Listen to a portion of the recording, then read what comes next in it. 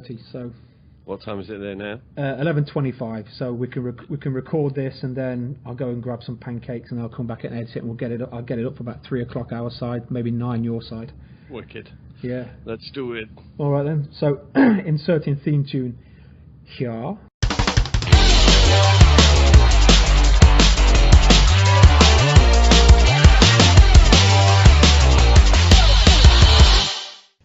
Okay, and here we are. Our pilot episode, our test flight for Dial N for Nerds, the show for nerds of a certain age. I'm one of your hosts. I'm 33% of the hosting team here from Minneapolis. I'm Dex, and on the line with me over in his adopted home of Liverpool, we have from Game Freak blog, we have Tony. How you doing, Tony? I'm fantastic. Thanks for asking. Glad to finally get the show off on the right foot, if you like. We'll see. I couldn't get my I couldn't get my words out there. But for any people that are listening to our first podcast, this isn't the first time we've sat down and done this. So we'll do a director's cut later. You know. Yeah, so. That'll be good. The 3D director's cut. So moving forward with our future episodes, we're going to do some more in-depth reporting. We'll do some reviews.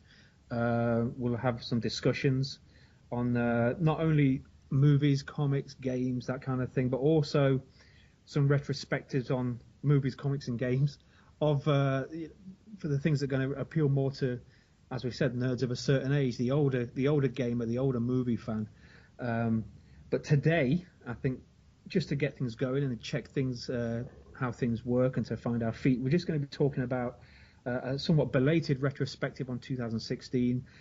We'll have a look at what's happening in 2017 very briefly, and then one of our feature segments, I think, excuse me, we shall have a retrospective on and a comparison with some of the movies and maybe games of, I hesitate to say it, 30 years ago. 1986. So...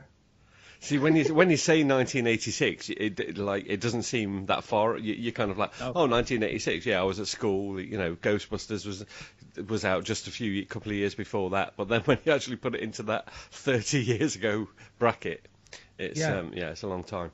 Before blockbusters, I think, landed in the UK, you know, so we were still getting pirate DVDs from, or pirate videos rather, Betamax and VHS from Bubbles in Hyson Green, for our Nottingham fans there. Oh, Cashy Video. Yeah, you know. So yeah, it was a different time. Halcyon days.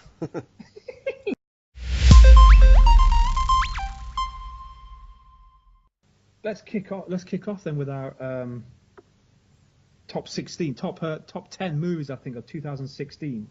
Now, when we recorded this originally, and it didn't work out, the top 10 was looking a bit different.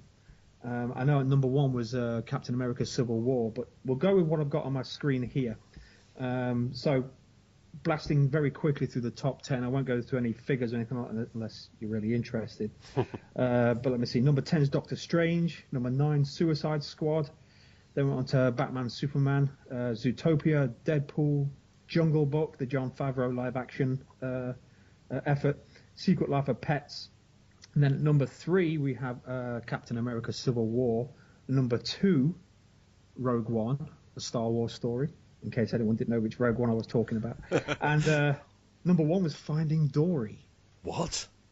Yeah, innit? That's the number 1 film of last year. Yeah, that's the number 1 film. Okay. I haven't seen it, so I can't comment. I did love Finding Nemo. But, yeah, who knows? CGI fish and all that. Yeah, totally. A total gross, so far at least, of 486 million and change. Yeah, Rogue One standing at 477, and then Captain America: Civil War 408, and still counting. So yeah, so a mixed bag there, I think. Heavy on the superheroes. Fantastic Beasts has just been edged out there. That's at number 11. So yeah, I mean, overall thoughts on that. I was very impressed with. I know Rogue One has had a mixed review from the critics. The fans seem to love it. Definitely one of my films of the year.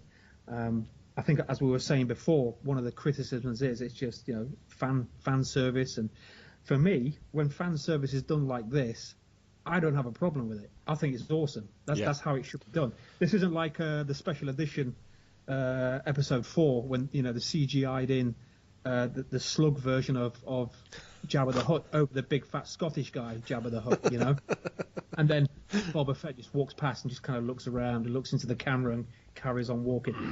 That's bullshit fan service. Yeah, that's the kind of that's what really started to put me off Boba Fett as a character, to be honest, that they were just forcing him in your face saying, look, he's cool, look, he's cool. And then in Return of the Jedi, they had the shot of him where he's kind of, eyeing up the women, and he kind of tickles one of their cheeks as he goes walking by, and it's just kind of, it's like, come on, like, he was cool because he was barely on the screen, and he was mysterious, and, he was just a bit of a badass, Vader's with there saying no disintegrations and whatever, and so fan service like that, it's kind of, here you go, have some dewbacks on the screen, and oh look, there's some Jawas flying around saying Otedi and whatever. But the Rogue One kind of fan service, I was just well up for it. It's that kind of fan service where you don't. While I was there, and there's the big space battle above Sarif at the end.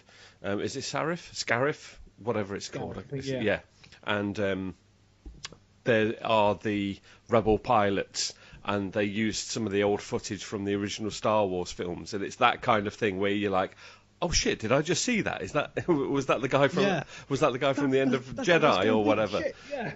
And that kind of stuff is great. So yeah, I mean, it's this kind of thing, and I think from anything from film reviews this year, the one thing that I've learnt is everything has got its problems. That's what you hear in every single film review, and of course it's true, but something you heard a lot in Rogue One, it was just people talking like, well, it has got its issues, it has got this, that and the other, and I was like, well, yeah, it has. You haven't really got to like point them all out. Just enjoy the fucking film for what it is. I mean, it's just gotta. It's just a great slice of Star Wars, and lots of the criticism with the fan service to it all. It's kind of really doesn't. Of course, you can say it's got too much fan service in it, but when you're thinking that it's kind of happening at more or less a few days before the events in A New Hope, I mean, it's going to have these characters in it. It's going to have these little references. I mean, I didn't mind it. Despite what some of the bigger film YouTube website people are saying about it, I loved it. I came out and I was just like, yeah, you know what, I got my money's worth there. I mean, I think it was. That was a big task to take on as well. It wasn't necessarily just telling a standalone story, like maybe the Han Solo prequel film will be, or whatever. Yeah. You've got to stitch it into the universe as well. Yeah. And I think that's no easy feat, particularly Star Wars fans, which are probably second only to Star Trek fans when it comes to this kind of, geekery. I mean, just as you're saying then, with the Han Solo film, going into that, what Han Solo's like as a character. He's this kind of cocky, cocksure, shoot before, well, it's depending on what edition of the film that you're watching. But you know what kind of character Han Solo is, and if they don't get that across in the film, it's gonna fail. It's gonna, you're not gonna really believe it. Whereas this Rogue One, it was like something that's happening in the background while the events of of Luke Skywalker were happening. So yeah, I thought it was good. What did you think? And quick spoiler alert straight away for people who haven't seen it yet. What was your opinion on the CGI Moff Tarkin and Leia at the end of it? I thought they didn't really need to show any more of Leia than her back when the kind of spoiler alert here if you haven't seen it, right at the end where the soldier comes in and the door slides away and you see the dressed in white with her hood up. I thought that's the shot. Just leave it there, have him go in that room. You don't need to see the CGI Leia. But then of course it turns around and it's the CGI Leia, which looked like Star Wars Battlefront. It did just look like a bit of a computer game. Moff Tarkin, I've got the kind of same feeling, even though that didn't bother me as much as Leia. When he was initially introduced, when I forget the main bad guy's name, the guy with a cape. Here's me a Star Wars fan. Him anyway, the guy dressed in white. Director Krennic, isn't it? Yeah, that's when he goes walking into the room and there's kind of talk in there and it's from the back and you can hear him talking. It's kind of, that's all you need. And when he turned around and did the first facial reveal, I was like, that is brilliant. That's, you've nailed it. And then when Tarkin was in it more and more, I didn't think he was going to be such a big character as he was. And the more that he was on screen, the more I realised it was CGI. And I didn't mind it. I mean, it's well done. They still can't do the mouths. I think that's the issue with CGI. Yeah. They still can't quite manage the mouths right. But yeah, I didn't mind it as much as there's all of this uproar now about bringing actors back from the dead and all of this kind of thing. But they got the blessing from Peter Cushing's estate to do it. Yeah. So yeah, I didn't really have that much of an issue with it. Do you think they CGI'd in the fluffy slippers as well? It's actually funny. I was just watching some of the special features. I was watching something on YouTube about all the changes that they've made in the Star Wars films, and that kind of came up. It did make me giggle. For people who aren't aware, Peter Cushing didn't get on with the jack boots in the uniform, so whenever it was any chest up shots, like in close up with him and Vader, he was wearing pink fluffy slippers for comfort. I think they were saying that pretty much whenever you see him, he's at the other side of a table, or he's sitting down, or it's just his head and shoulders, because he didn't want to wear the big boots. Carrie Fisher had real trouble disliking him because he was really nice and smelled of lavender. So fantastic stuff, and still really menacing. I mean, that's probably, I think, for a future podcast. Anyway, the unholy trinity of Peter Cushing, Vincent Price, and Christopher Lee. Oh yeah, we could fill an hour easily. Yeah. Now the rest of the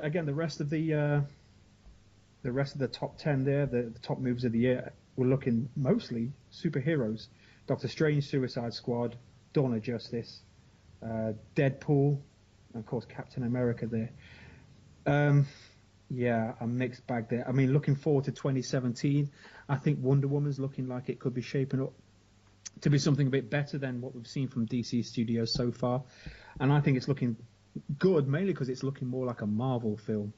Yeah. Marvel have just got the films, whereas Marvel have got the films nailed, but their comics are tanking, in my opinion, at the moment. Leave comments should you disagree. Their films are destroying DC. And DC's comics are just destroying Marvel comics, in my opinion. Recent issues of Batman in particular have just been outstandingly well written, I think. Yeah, and the Zack Snyder effort, moving on very quickly. Again, Zack Snyder is one of those guys who usually does excellent trailers for terrible films, and he couldn't even manage an excellent trailer for this film. It's just... And he gets a decent cast as well, I have to say. Ben Affleck, for that age of Batman, I thought was a good choice. Henry Cavill always does good as Superman, even in Man of Steel. I think he did really well with what he was given. He just wasn't given very much. I think that's it. I think Henry Cavill as Superman, like he nails it, like the look and everything. Yeah. But it's everything else that is good.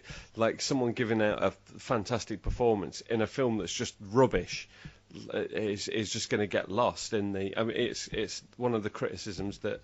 Mannequin Skywalker got Hayden Christensen in the prequels.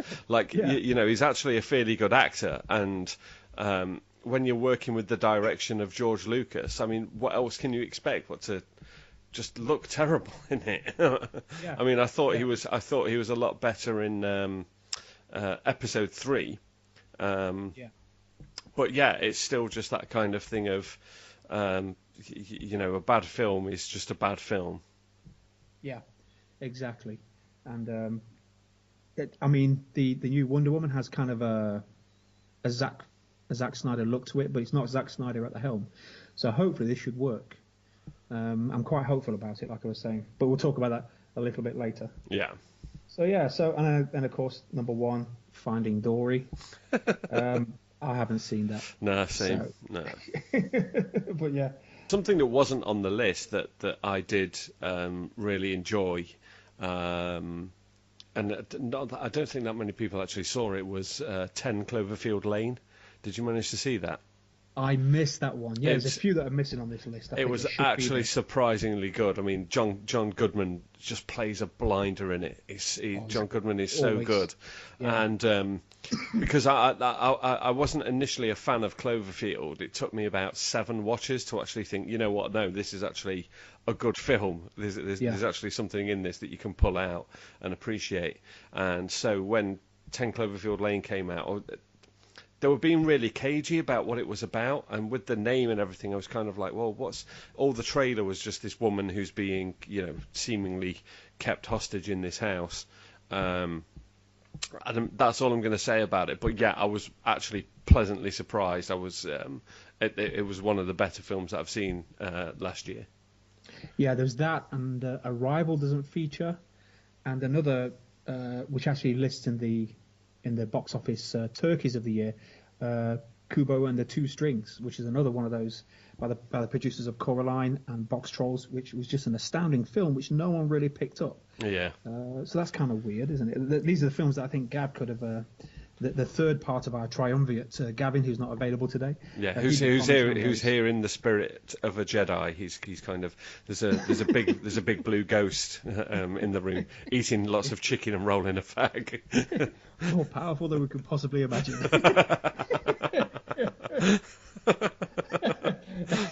But Gav will be joining us soon, so you'll all get to say hello to him. Oh, no doubt, yeah. So out of that bunch, I'd say my films of the year were definitely, I'm going to say Captain America Civil War, because I'm just a sucker for the Marvel films, and Captain America especially, and Star Wars Rogue One. They, for me, are the 2 movies of the year. Very mainstream, nothing art house about any of those. But, what can I say? I like them. They did the job. They did the job they were supposed to do, and they told a good story, in my opinion. So, I mean, yeah, Friday afternoon, Saturday afternoon in the movies, this being Dial N for Nerd.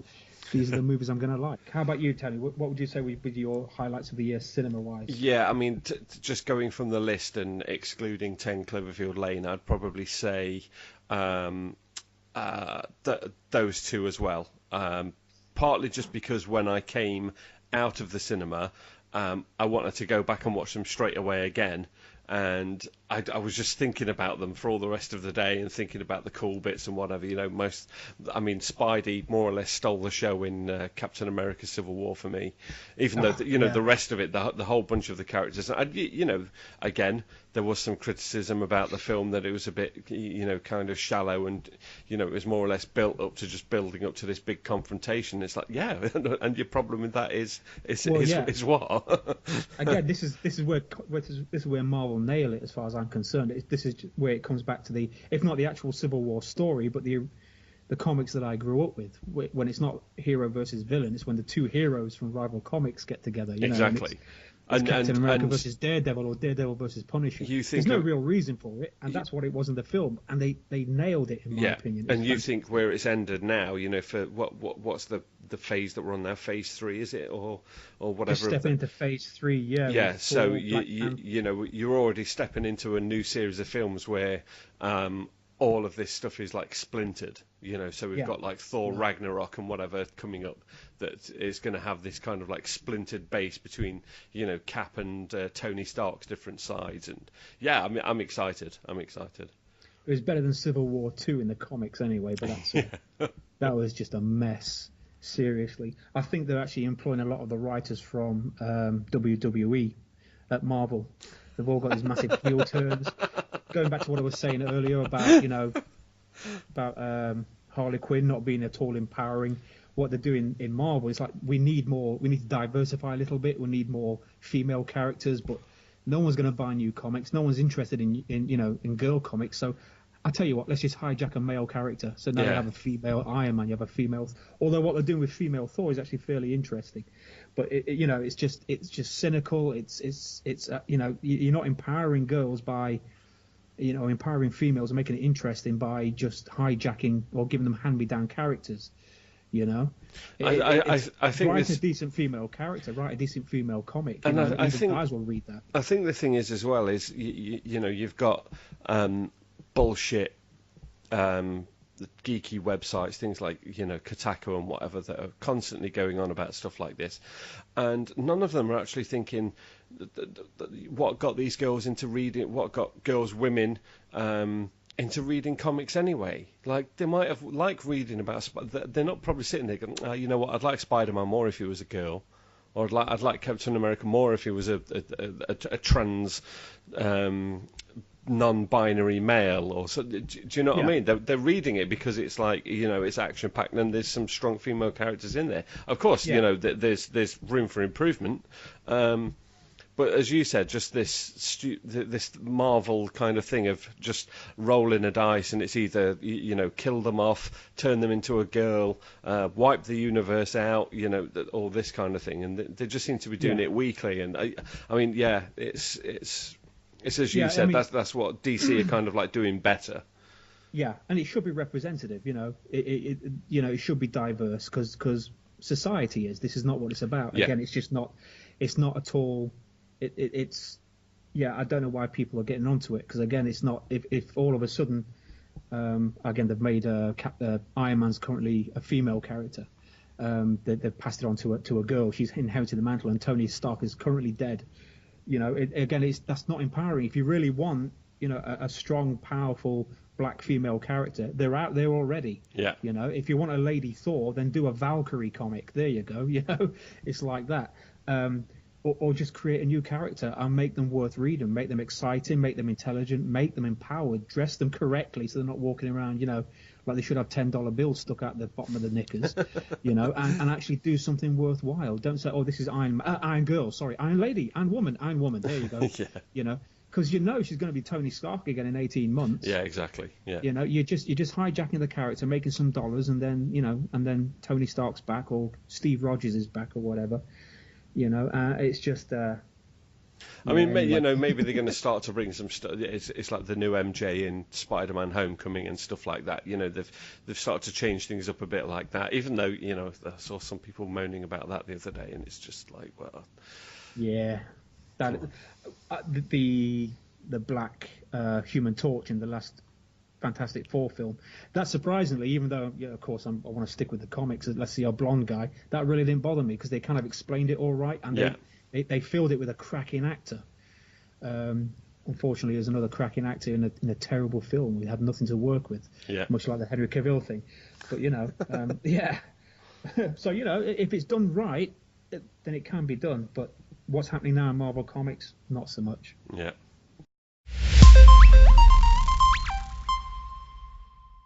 Games for 2000. The top games for 2016.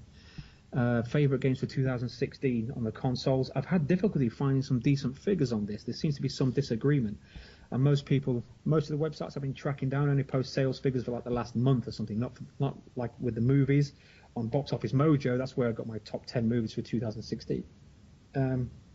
They won't give us top games. So I think it's hard these days because you have actually got companies like Activision that are holding back sales figures.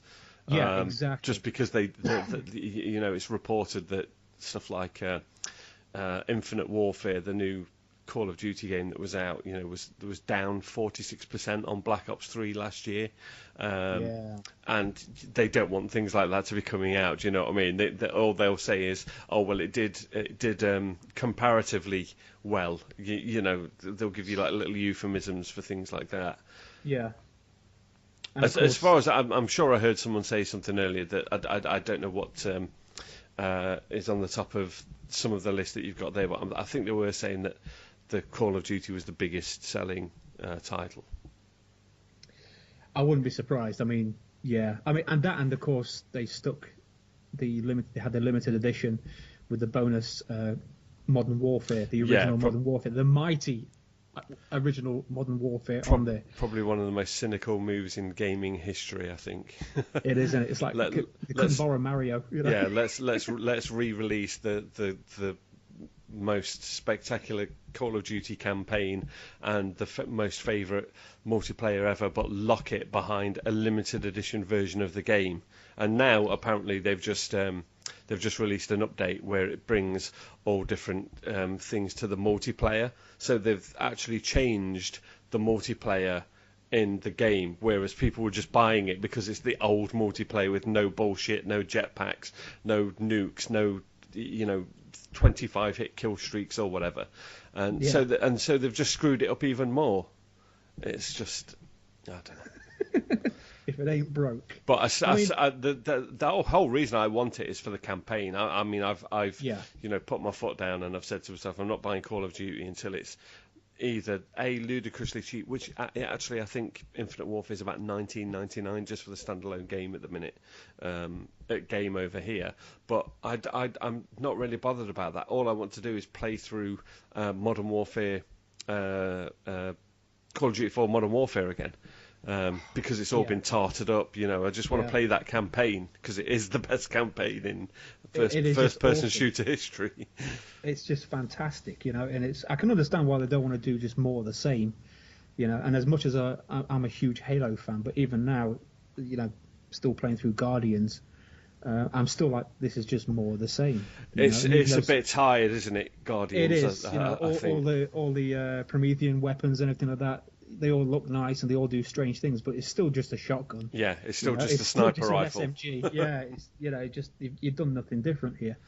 And much like with Halo 2, I'm not interested in playing Locke. I want to play Master Chief. Damn it, that's what this is my fantasy. I want to play fucking Master Chief. So yeah, but the Call of Duty 4 was just. Again, I think this is for another podcast because this is beyond the scope of this. It's a masterpiece of a game. Yeah. On every level. I think maybe we should just devote maybe a quarter of a podcast just to Modern Warfare 4 and just cut it right down. Yeah. And Captain Price. Yeah. There you go. Yeah. I'm sure people out there would love to listen to that. Yeah. Battlefield 1 on the same thing, on the same kind of tip. I've been playing that recently. I've only just recently gone next gen because again I've been playing strictly old school. My favourite game of the year is still Saints Row 2. I've been playing through Battlefield 1. I've been playing through Elder Scrolls Online, and Battlefield 1 is just it looks awesome and it plays really nicely as well. So that's kind of got me a bit more interested in the first-person shooter again. But again, it's still kind of just more of the same. It could have been just any other first-person shooter, but this one's got, trenches and the smell of shit hanging thick in the air, and bad coffee. That was probably just me. with spit in the top. No, get into it. Yeah.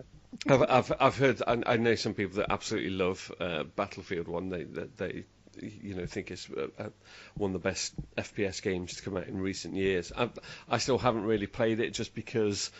With things like Battlefield 1 and Call of Duty, they're so expensive. I've almost got like a cut-off limit for new games. I'm almost like 40 quid is the maximum that you're going to get out of me, I'm afraid. So when like Battlefield and whatever come out and they're all $49.99 or however many, $80 or whatever they are in the States, it's just like it's too much. And then on top of that, they want you to fork out for a season pass on top. So yeah, as soon as Battlefield 1 comes down to like £30 or something, I'm there straight away. Yeah, I don't play multiplayer either. I don't play online. Again, I'm old school. I've got no interest in having some 15-year-old in Sweden threatening to rape me or something, because I've just no scoped him. I'm not bothered with it. I want to play on my own. No scope from across the map. You know what I mean? So I just want to play on my own and tool around a little bit. So all that stuff. When you see a game, I saw the trailer a while ago. I think for Sniper Elite 3. And they're saying it was a massive 12 hours of gameplay, of campaign. What do you mean massive? Yeah. 12 hours of Halo, I'd barely met the flood, and I'm still into the game. It's like, that's massive. Come on. Yeah. 100 hours into Final Fantasy 7 and you're still not even reached the meteor crater at the end or whatever. See, that's massive. And I don't know if someone can tell me why, but I don't know why you can't have a decent level of gameplay, decent level of campaign for the old fogies like me, and probably some of you listening, and having a decent multiplayer as well. Because just give me an extra disc if you need to, but can I get at least 24 hours? I think lots of the time it's game companies like publishers like EA and Activision telling gamers what they want. They'll usually always say, oh well, gamers, they don't want single player games anymore. They want a bit of a single player game and then a bit of multiplayer. But then all of a sudden games like Skyrim, The Witcher 3, Fallout 4, these games that are just purely single player, huge, epic, 100+ hour, minimum gameplay games, and they come out and they go to number one, break all sales figures. It's just rubbish. It's Exactly. I think it's just an excuse, and I think this is why Modern Warfare 4 is so loved, because the campaign and the multiplayer were pretty much essential. It was the best of both worlds, if you get what I mean. Yeah. The best multiplayer and the best single player in a Call of Duty game ever. So. And it was finished as well when you got it. Yeah. Yeah. You're not getting the game and then having to download patches all the time. Yeah. Bethesda, take note. So yeah.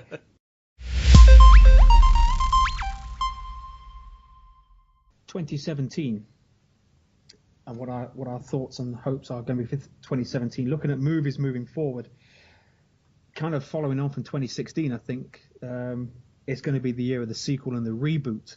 Of course, we've got Alien Covenant, which is I'm seeing we've just seen the first teasers from that. That's looking a bit dark, a bit brutal, going back to the original more horror roots, I think. Justice League is due out. Looking at the superhero films, and of course Wonder Woman. But then we also have, from the Marvel side, we have Guardians of the Galaxy, Spider-Man, Thor, Logan, Black Panther, I think, is due out later on in the year as well. I have to double check on that. So, and another Transformers film, for why the hell, I don't know. So yeah, the only review you need to see of Transformers, I think it was the Mark Kermode review. Yeah. And it can apply to any single of the Transformers movie. We just said it's like being held down and shat on by an angry washing machine for 2 hours. And that's really it. Yeah. Like the unholy trinity I think one of the funniest things Kermode is just where it's just basically going on about what's the director called of the Transformers films? Michael Bay. He was just going on about Michael Bay and just essentially saying that he's just a pornographic director, like everything about his shots. Like, oh look, it's Megan Fox draped over a motorbike. Whoa! Oh look at this! Yeah. Look at this gun unloading bullets. Whoa! Oh look at this metal flying off a shot robot. Whoa! Everything's just like pornographic sensibilities to it all. With at least 25 stars and stripes littered throughout the film. It's just ridiculous. With a few skydiving US Marines flying around everywhere. It's like bloody hell. There's Michael Bay, McGee, and Snyder, Zack Snyder. For me, if you see those names attached to a film, mate, I just you might as well just set fire to your $10. It's just ridiculous. But yeah. So out of that batch of films anyway, and of course, I haven't even touched on Star Wars Episode 8 and Kong, but out of those films that are coming up there, Justice League doesn't at all interest me. Just even looking at the trailers, you stick a Jack White soundtrack on there and a couple of the gags, just to look, everyone, we're a bit more light-hearted now. Yeah. Not only acknowledges that what was wrong with the Snyder films, but it also, you're just kind of telling everyone. I get it. It's like when your dad crashes the party, when you're hanging out with your mates, you're playing some games, your dad walks in and he's got his T-shirt tucked into his jeans. He's like, hey, kids, what you playing here? That's what they did. They're like crashing the Marvel party. And it's like, hey, kids, look, we're funny too. We're cool. No. Yeah, no. I mean, it's... I can literally hand on heart sit here and say to you, to the DC executives that are listening to the show, because even though it's the first episode, I know they'll be listening.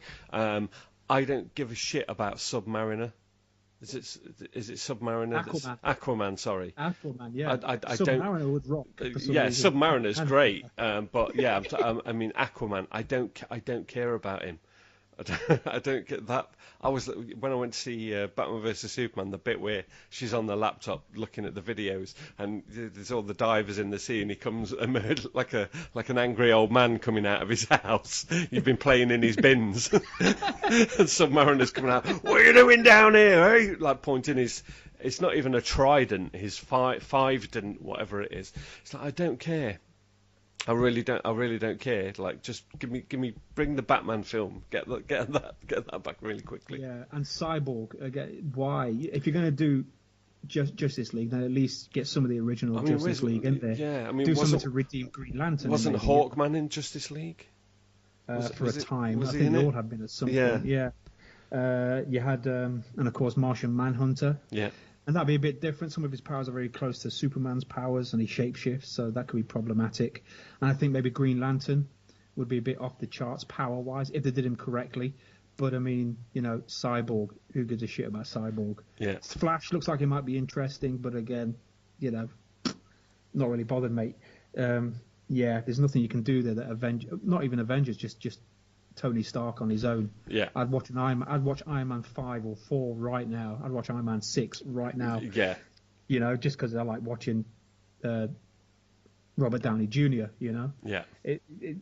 Yeah, forget it. Guardians of the Galaxy Volume 2, just their trailer just shows you where they're going. It's it's on theme.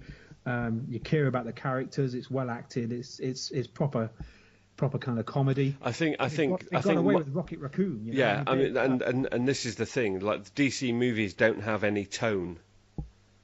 Because they're trying to, with Man of Steel, they're trying to make it kind of like edgy and kind of like dark, where the characters shouldn't be that. Superman's not some kind of like dark, moody kind of like person. This is why the Christopher Reeve films are so like loved, because for me Superman's that little cocky, oh Lex, what are you doing? Like, because no one can touch him. So Superman's it's all these schemes of Lex Luthor and things, and when they're trying to turn him into some kind Superman into some like religious. I get why they're doing it, because it's like the whole kind of like God's on Earth thing. But just tonally, they don't get it right, and some of the decisions that they make in Batman versus Superman, as in character decisions, like Lois chucking the kryptonite staff down that water-filled well just to have to fetch it out again later. I mean, it's just who's writing this screenplay? It's just fucking awful. Like, who's green lighting this when you're playing the Russias? Isn't somebody going, hold on, why is she doing that? Because they just go back and get it out. What it's just. Zack Snyder. So. That's what we're talking about. You compare that to what we've seen of Spider-Man already in the trailer, in the teaser, and in Civil War, and they've just nailed it. Yeah. They just nailed the character. They've got the right actor in the right costume. It just, again, this is how and it looks like, again, from Homecoming, they're not going to show us another origin scene. Yeah, it's like we've seen that before. We don't need to see it again, and you get that. Let's just show us this is the whole thing. It's the same. It was exactly the same with, Batman and Superman. I mean, the opening of it is just bloody Martha Wayne having her pearls fucking broken again, and just it's like every film. Like, who doesn't know that Batman does what he does because his parents were killed? I mean, you don't have to keep reliving it. Yeah, exactly. But out of that batch, I think Thor Ragnarok is looking good as well. Yes, I think out of everything, I'm looking forward to Thor Ragnarok more than any of the other kind of superhero films, just partly because of the little cross contamination of Planet Hulk that's going to be Planet Hulk, sorry, that's going to be in there. I'm really interested to see what they're doing with that. And if they stick close to the original Ragnarok story, which is one of my favourite, not only one of my favourite Thor stories, but also one of my favourite comic stories ever, that'll be a fantastic get together there. I can't wait. And just cracking actors, great cast. You can't go wrong with that. They've just nailed it. I can totally see, to be honest, why DC are having trouble keeping up, because now you either you either look like you're copying Marvel, or you stick with the dark brooding thing, which clearly doesn't work. Yeah. They've it's really, and you've got other characters you could use. You could do a whole Vertigo movie universe with Sandman, Hellblazer, Shade, Starman, or whatever. See, this is someone at DC really does need to sit down and go, right, you know what? Let's just kind of, rather than try and scattergun approach this and jump in with Justice League and jump in with this, that, and the other. Let's just wind down a bit and get some of the stuff like Constantine and Swamp Thing and things like that out there as well. This was the whole point of the Vertigo comic line back in the day, because Marvel were just hammering them in the ratings, so they did something different. Yeah. They didn't make they didn't fiddle around too much with their established characters. Of course, we had all the Iron Age comics like Dark Knight Returns and things like that, but and Watchmen. But they did Vertigo. These are comics for an entirely different group, and they nailed it. They found their niche and they worked it hard. Yeah, and that's what they need to do now. I used to love, back in like the like late 90s era of Hellblazer and Swamp Thing and whatever. I mean, it was some fantastic storylines.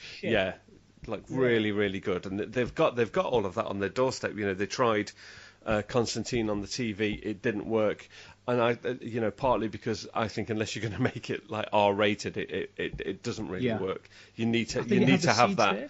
You need to. The seeds were there, but I think lots of the stuff, especially with it being American, is just like lots of the religious overtones. I mean, they can't even make a proper version of the Golden Compass and have it released in America. So the stuff with Constantine and arguing with God and getting in with demons and all of this kind of thing, it's. And it moved too fast because, of course, it's TV shows, so you've got to fit the format and you've got to get to a conclusion real fast. Yeah. And with horror, you need suspense, unless you're going for like jump shock or jump scares all the time, which again wouldn't really work with Constantine. You need that slow build, you need the tension, you need the shadow, and you need lots of it, and it doesn't really work well, at least on mainstream TV. Maybe on a cable show or HBO or something like that, or FX, they could maybe get away with it. But yeah. Other films coming out next year. Looking at the sequels again, we have the Transformers sequel, which looks like it's going to do something really different. No, it doesn't. So I was like thinking that. I was like, what have I missed something here? Oh dear. And John Wick Chapter 2, which doesn't look like it's going to do anything different, and that's why I'm really looking forward to it. And of course, the new Pirates of the Caribbean film. Pirates of the Caribbean alimony bills. So Johnny's got some bills to pay. So yeah, that's gonna, that needs to be something different. The first film was awesome, just as a standalone movie. It was just proper like pantomime. It was brilliant. Yeah. And then even when they threw a coffee table on the stage, Keira Knightley. There you go. Hello. Yeah. Or Lundo Bland. Oh dear. But I think that was the thing again. Like Pirates of the Caribbean, the first one was just like really camp, and like the tone of it was absolutely perfect. Then they started to try and go like a little bit dark and edgy with it all, and it was that kind of stuff didn't really mix for me. I don't think it was just like be more edgy. Yeah. Be more like comedy even. That's what I meant to say. And then of course. With the other sequels, we have Triple X for some reason. I think that's actually the subtitle, Triple X for some reason. And we have Despicable Me. I'm surprised they didn't just call it like Xander Cage or whatever it is now. These new things, like you've just got Rocky and Creed and whatever. Groot. Despicable Me 3 and The Ghost in the Shell, the anticipated and controversial Ghost in the Shell live action, which I'm interested in Ghost in the Shell from what I've seen with the trailers. They've really got they kind of got the look there, they've got the vibe there. That could be a surprise, I think. That could be a bit of a dark horse. So I'm looking forward to that. So any thoughts on that? Anything particular standing out to you? Anything you think is going to suck? Anything that's going to be awesome? I didn't mention 50 Shades Darker. That's a given. That's going to be awful. Yeah, I mean, I think it's fair play to. we almost seem to be here every year or every other year saying about Transformers being a big pile of shit. But I think the whole reason that they keep getting made is because, even in just like China, it makes like $700 million each film release, and that's just the Chinese market. That's why, you keep getting them to fly to China and fly to these exotic places, because it brings in big dollar. So yes, the Transformers is going to be arse. I think again, just things like Thor Ragnarok that I'm looking forward to. There's nothing really. I mean, obviously there's some film coming out at the end of the year, something 8. I can't remember what it. Yeah. I've heard rumours about this. It might be all right. Yeah. And again, I think that's got a lot riding on it. I don't know what's going to be happening now. With Carrie Fisher dying, I saw something online the other day where they were just talking about that there is like a big studio meeting where apparently she features heavily in the third film, and they're just almost like they've almost got to completely rewrite it. This is something we were speculating on. Either she was going to die in the next episode, the character Princess Leia was due to die. Or there's going to have to be some heavy rewrites, because Princess Leia can't die off camera. Yeah. You can't be like, you get a phone call. What is it? What's wrong? Tell me. Yeah. You better sit down. It can't happen. No. It's going to be, and the fact she's going to be a major player. This also tells me, and this is my speculation here, if Leia was a major character going through to episode 9, and this is my speculation here, we'll put it out there for everyone. Luke Skywalker dies at the end of episode 8. Or partway through episode 9, and then leaves Rey as the Jedi to finish the fight. Yeah, that's what I reckon is going to happen. And that'll be the final passing over to the new generation. Yeah. Yeah. But yeah, I don't think I'm the first to say that, but I think it's going to happen. I mean, as far as I know, episode 8's finished. It's in post production. It's coming out this year. As for what changes they're going to be making in that. I've absolutely no idea. I don't think anybody knows. The studio don't know. I mean, Carrie Fisher, she's been dead 2 weeks. So I don't know. But I mean, it's gonna be good. I'm sure it's gonna be good. I enjoyed episode 7. But yeah, lots to think about there. Games of 2017. For me, there's 2 games to think about here: For Honor and Mass Effect Andromeda. That's really what the year's about for me. That and Saints Row 2. So more Saints Row 2. Yeah, exactly. I know we've got other things to look out for. There's a new Ghost Recon. They're always quite interesting, at least in my experience. Halo Wars 2, Sniper, not Sniper Elite, but the Tom Clancy Sniper 3. Injustice 2 for those who are interested. But for me, at least at the moment, I'm looking primarily at For Honor and of course Mass Effect Andromeda, and that's already looking awesome. I've seen some gameplay from it. Oh my word! So, yeah, I'm pleasantly when the big gameplay trailer came out. Was it December that it came out? Yeah, it was fairly recent, wasn't it? Yeah, when that came out, I thought, right, this looks great. Some of the stuff that they're actually putting back into the game, planetary exploration, crafting materials, actually building up your weapons and things again, which is something that was sorely missed from the first game. I used to love all the different weapon and ammo attachments and whatever that you could put on your weapons. Yeah. All the different armor actually meant something in those games. It wasn't just more or less cosmetic. Well, apart from in like Mass Effect 2 when you got the Cerberus armor, and that was just the most powerful thing in the game, that you just wouldn't wear anything else. But then it covers your face because you've got a great big helmet on. There's no point in constructing your face. But anyway, yeah, Mass Effect 3. As long as they don't hack out any of the DLC that they did in number 3. I thought what they did with the Prometheans in Mass Effect 3, as in cutting it out and selling it off as DLC, was really kind of cynical. It would be the equivalent of cutting out the Flood from Halo and then selling you the something that's talked about, something that's a part of the mythos, and they basically hack it out and charge you, an extra tenner for it. Or buy the collector's edition with the season pass and you get it all. So yeah, that I'm really looking forward to. At the end of this month, I believe it's the 27th, we have Resident Evil 7. This has got a lot riding on it because 5 and 6 weren't very critically acclaimed. 6 in particular got roasted from the fans. I wasn't a big fan of it at all. But having played the demo for Resident Evil 7, it's first person.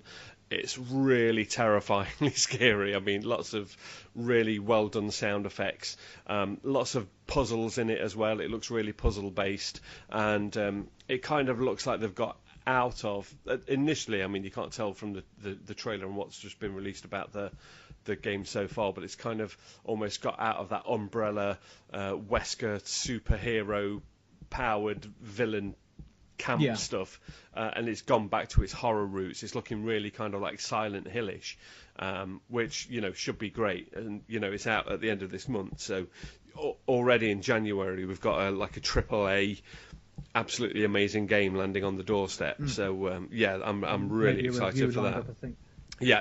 We'll get a review up somewhere. So looking, and of course the new Nintendo console, which is some good titles lined up for that already.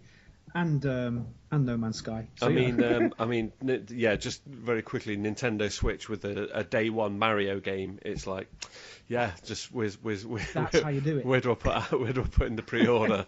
Nintendo finally getting it together again. I mean, it's one of those things. I don't think there's been Super Mario Sunshine is on the GameCube. Not many people are fans of that. I loved it, but 3D Mario, make it like Super Mario Land 3D or Super Mario 64, and I'm in.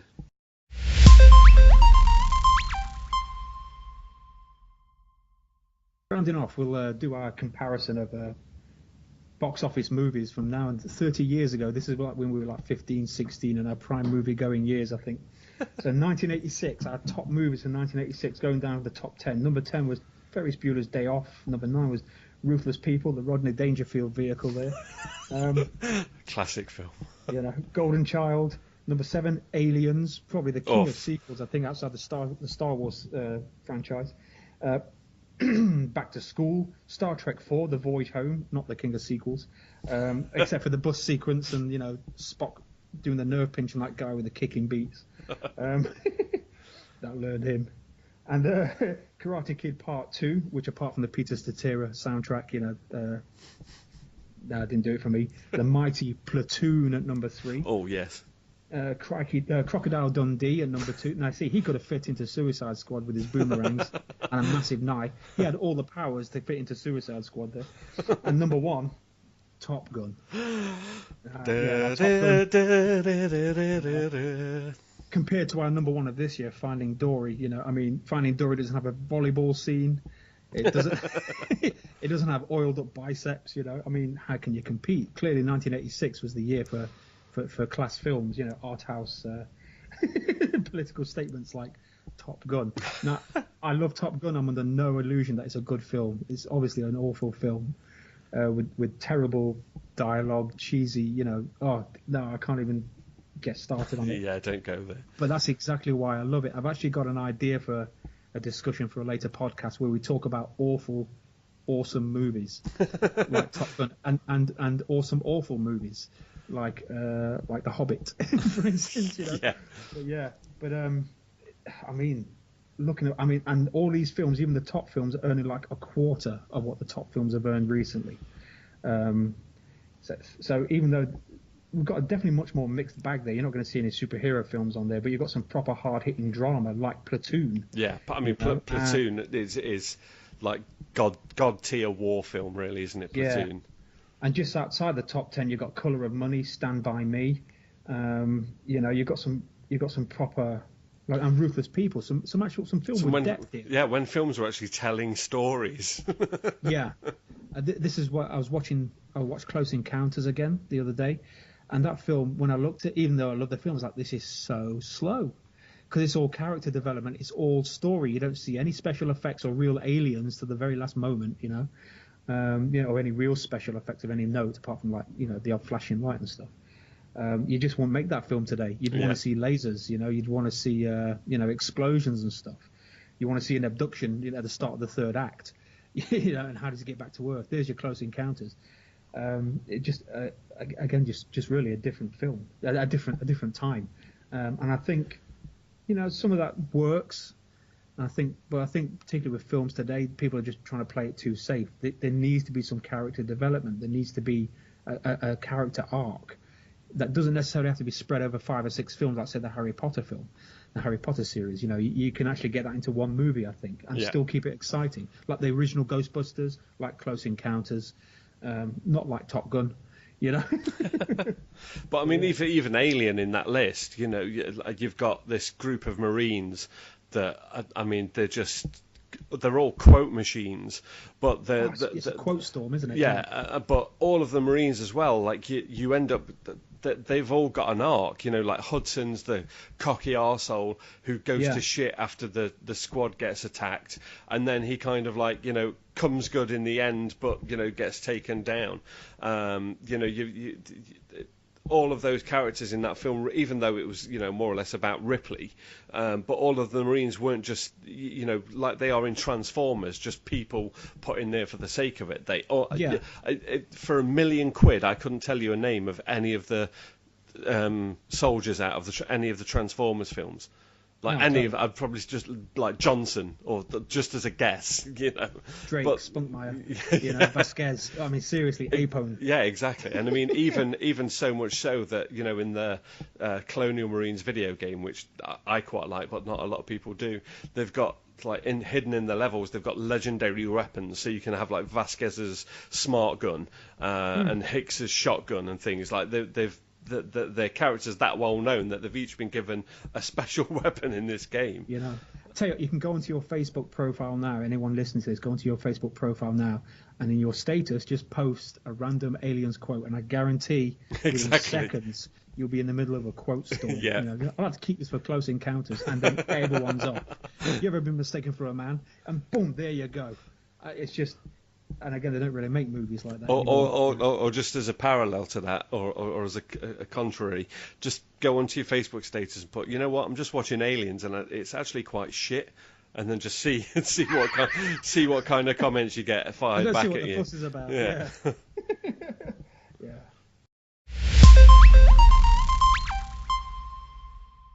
Fantastic. That's the end of our pilot episode of Dial N for Nerd. We're going to be back in about 2 weeks with some more in-depth articles. I'm going to be talking about trailers. We'll be going through a bit of news and just generally just shooting the shit, I think, about things that we like to talk about and about things that maybe the nerd of a certain age, is going to want to hear. So you can find us on Facebook. Look for Dial N for Nerd Podcast. You can find us on Twitter, Dial N Podcast, @Dial N Podcast. Leave us some comments.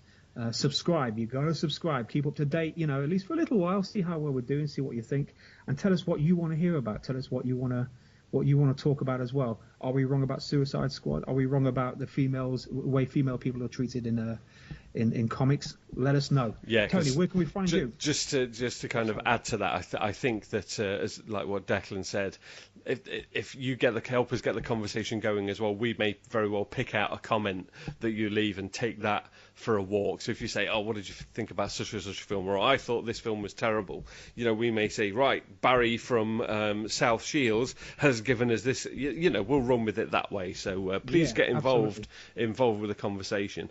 You can also find me on Twitter, YouTube, on my tag, which is Game Freak Blog, GameFreakBlog, all one word. I just randomly talk about video games most of the time. So sweet. All right then, and we're going to wrap that up. Thanks very much for listening, guys. We'll catch you around in 2 weeks. Take it easy. Cheers, guys. Bye bye.